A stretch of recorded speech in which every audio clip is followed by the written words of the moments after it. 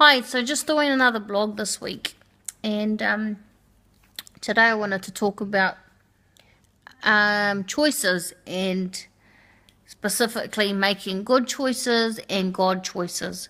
So I was thinking of the scripture, Jeremiah 29:11, which says, "For I know the plans I have for you, says the Lord, plans for good, not for evil, to give you a future and a hope." And so at the end of the day, we all make choices.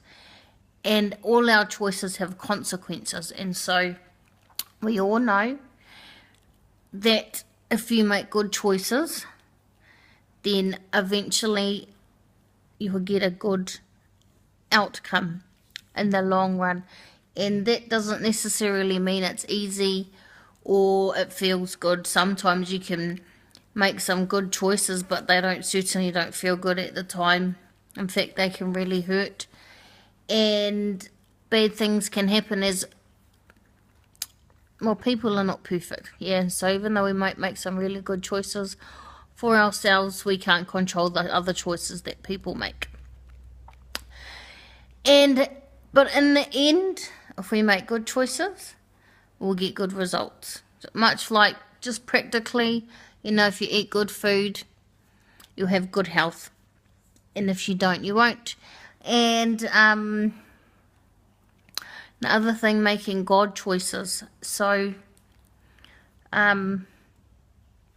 really the only way I can put that is if we study the Bible, making those commitments, going to church, and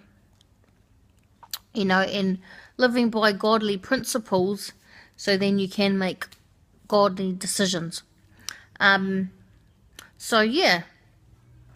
Hope that makes sense.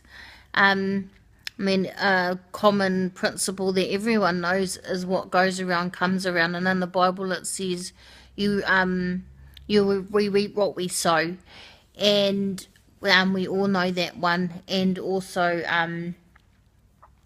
loving others as we love ourselves, treating or forgiving others as God's forgiven us, and all those kind of principles. So hope that is encouraging to somebody, making good choices, making God choices, because as that scripture, my favorite scripture, and God has so proved it in my life that God is so good. He has a good plan for my life, and as I've worked really hard to make good choices and to make God choices, that God's done amazingly good things in my life. Bless you heaps. Bye.